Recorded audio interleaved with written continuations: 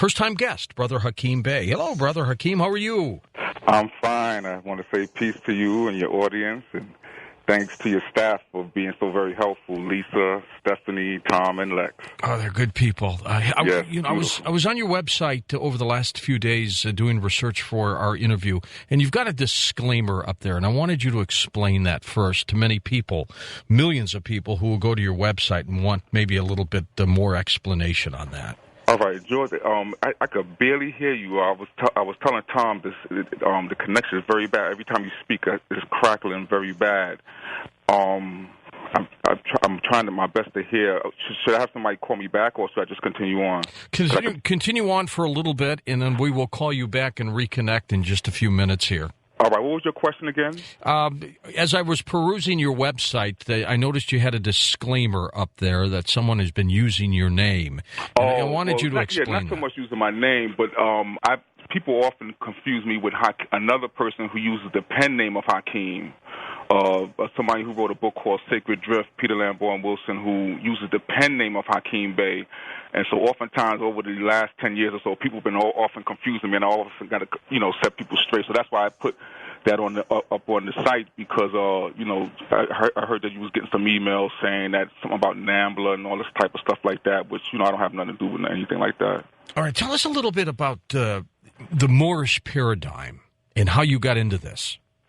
All right, well, the Journal of the Moorish Paradigm, first of all, the Journal of the Moorish Paradigm came as a result of, I did many years of research, and upon doing research, I myself and many people kept telling me, you need to write a book, write a book, but being that this research was ongoing, every time I would get a new piece of information, then I would put it off, and I would say, all right, wait until I digest this piece of information, then I'll do the book, and I kept putting it off, and then I said, you know what, I need to put out a journal that as I'm getting this information, then I could be putting it out on an ongoing basis. So that's why I came with the concept of doing these books called Journal of the Moorish Paradigm.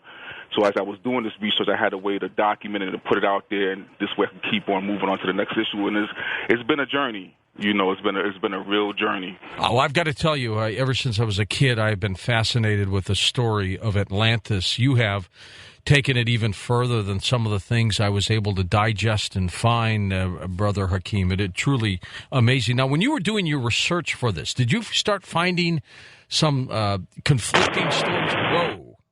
I think we'll call you back. As a matter of fact, we will call you back right now and try to reconnect. They have zapped him, to be sure. Probably Chad's UFO is floating over him right now. If for some reason we lose connection with Brother Hakim, we will go, obviously, to open lines tonight, because we will not run a tape. Brother Hakim. There you are. Boy, you got zapped big time on that one. Yes. Are you there? Yeah. Oh, all right. Yeah, I don't know the connection. I mean, it was fine all day long. I was speaking to Lisa and everybody, and all of a sudden now it just got terrible. But where did we leave off at? Well, when you were doing your research into Atlantis, did you start finding conflicting stories from things that we had been told, things that we thought we knew a long time ago? Yes. What I found out, one of the biggest mistakes is the belief that Atlantis sunk or was destroyed 10 to 15,000 years ago. And I think that's a mistake. Actually, the destruction of the ancient civilization, which we refer to as Atlantis, actually took place around 1500 BC, or 3,500 years ago. One of the main scholars who spoke about this was a man by the name of Immanuel Velikovsky. And this was a series of worldwide cataclysms that took place. It's actually recorded in the geological record. It's actually recorded in the strata of the rocks and so on and so forth, that this series of worldwide cataclysms took place 1500 BC, or 3,500 years ago. And that brought about the destruction of the ancient civilization, and it was the beginning of the civilization that we know now. Now, that series of cataclysms is recorded in different places in different ways, because different locations experienced it differently. So all peoples have records of this series of worldwide cataclysms, but it's recorded in their books different ways. And the Bible is recorded as the flood. Is also tied in with the so-called destruction of Babel, as well as the 10 plagues that took place in Egypt. All this is dealing with the same series of cataclysms, the volcanic eruptions dealing with Santorini and Thera and so on and so forth. All of these was all dealing with the destruction of this ancient civilization as a result of a series of worldwide cataclysms. Do you believe that the technology that the Atlanteans possessed was so widespread, so advanced, that they might have blown themselves up? I think that was part of it. The elders said that ancient civilization was very far advanced. The elders told us that the Moorish elders taught us that we had what we called a pyramid university system, which circled the whole planet like a belt. And everywhere on the planet along that belt, there were found pyramids that was all part of a energy system as well as an education system. And that was disrupted as a result of the cataclysm of 1500 BC. That whole energy system was disrupted, but it was based on the magnetic ley lines of the planet Earth, just the same way as the human body has meridians, which they use in acupuncture, and which they stimulate with needles at certain key points to stimulate the energies. We did the same thing with the planet Earth by building various temples and structures at different locations on the Earth. We stimulated the Earth energies, and it was part of a whole energy grid system. So naturally, when these geological cataclysms took place, it disrupted and broke down that whole energy system, and this is why afterwards man had to resort to animal domestication, human slavery, and so on and so forth as a form of renewable energy. Now, the destruction of that civilization. The cataclysm that occurred around 1500 BC was worldwide and destroyed just about everything, didn't it? It destroyed many things, and it led to mass migration of whole peoples, whole nations. The elders taught us that our inheritance was given to us by the pharaohs of Egypt. In other words, after that series of cataclysms that took place, there was a whole disruption of the different peoples, nations, whole migrations, everything took place. That's where you got the Exodus in the Bible. All this is dealing with the same cataclysm, so the lands had to be reallotted. And it was at that time that our ancestors was given what was known as the domains of Amexem. Well, now, what is that? The domains of Amexem, which is the inheritance of the so-called, what people today call African Americans, or I don't refer to myself as an African American or black. I refer to myself as a Moorish American or Moor. And the domains of Amexem, actually, the extent of the domains of Amexem went from Ethiopia and Egypt and Africa. Ethiopia was the demarcation line, and from Ethiopia going westward across Africa, across the Atlantic Ocean to North, South, and Central America, that formed one empire, which we refer to as the domains of Amexem, which is anciently referred to as Atlantis. The other civilization, the land, and that was given to Ham. In the Bible, he was referred to as Ham or Cam or Kemet or Egypt. That was given from that area going westward, and Cush was given from Ethiopia going eastward. And this is why in India you have the Hindu Kush mountain range. This is also why Herodotus referred to India as Eastern Ethiopia or Kush, because that was the dividing of the land between the father and the son. So we were given the dominions going from Ethiopia across the Atlantic Ocean to North, South, and Central America, and this is why we was found over here in North, South, and Central America long before Columbus. Do you believe the people had possessed some kind of special powers or higher abilities than we even have now? Yes, the powers that they possessed was higher on a spiritual level, and it was higher in certain other areas, but not necessarily in terms of technology, aka gadgets and things of that nature. The technology at that time was more advanced, but it was on a whole different principle. It was dealing with a whole different set of energies, subtle type of energies, and so on and so forth. And it was dealing with a energy source that was renewable. Whereas now, the mistake of this civilization was to base itself on a non-renewable resource, but that's a whole other thing now. Absolutely. We're going to continue chatting with you up to the top of the hour, Brother Hakim, and then reschedule you because the crackiness of the phone is just way out of whack for us. I can barely hear. Yeah, we don't want to keep pushing this. It'll be two or three more hours of this, and you'll jump off a cliff. Yeah, no, but I'll jump with you. If I had to, I would. But hopefully during the break we'll be able to, get a better connection. And also in the meantime, I want to tell your audience, please, if you get a chance to go up, because this is going to be very important to really get the fullest of what I'm going to be speaking about, is to see the slideshow. I put up a slideshow. It has 100 different clip slides of different images, artifacts, documents that will all substantiate what I'm saying. So, if you get a chance, go to it. I sent Lex some mirror links yes, also. And he's got some great material that you sent him up there on the website already. So all right, beautiful. He works quickly. Yeah, I know. All right, now I set up some mirror sites because I know the website may get slammed, but I have some mirror sites set up also. I love it, Brother Hakim, when we shut down everybody's websites. I know. I've been listening to Coast for years, so I already knew I know it's going to happen. So I'm already bracing myself. Do we face the same possibilities as the people on Atlantis, the people who were in Iraq during the crisis of the Tower of Babel, in Babylon, problems like that occurred because of catastrophes, whether it was religious or not? Do we face that same problem? We're right there right now. In the fourth book that I wrote, book number 4, I had a picture in there, and it was a picture of a tarot card known as the Tower. And in that tarot card, it shows a tower being struck by lightning and people falling out and jumping out and in fire and flames and so on and so forth. And this was before 9/11 took place. And I put this out, and in it, I was saying that in it, I said this. I'm reading right from the book. It says this card also symbolizes the destruction of Atlantis, the Tower of Babel, and any great power that loses touch with the divine.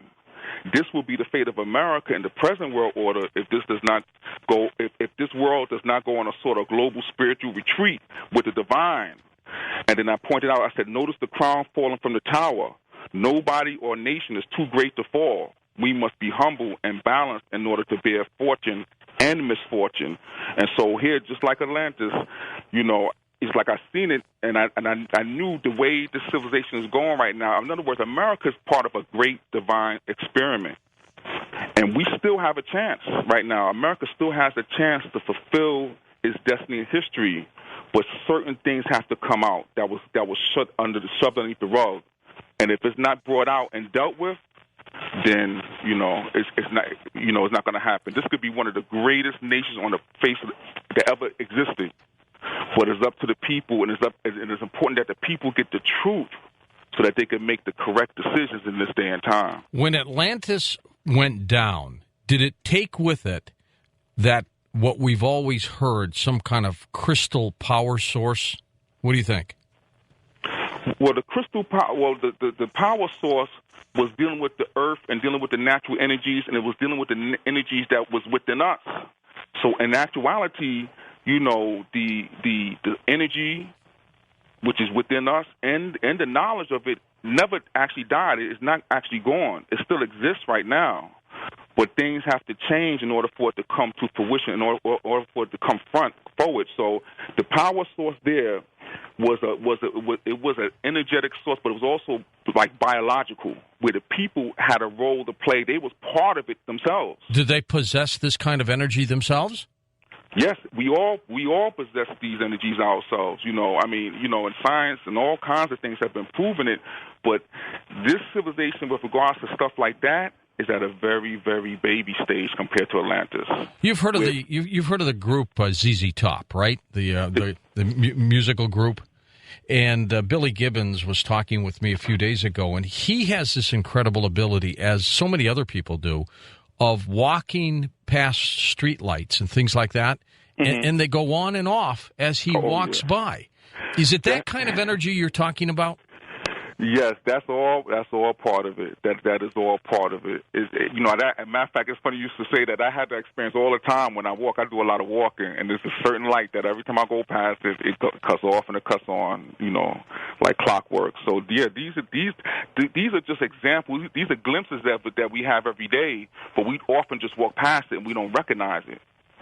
So many things happened so many years ago, and it's just lost knowledge that even to this day we don't possess. You talked about ley lines.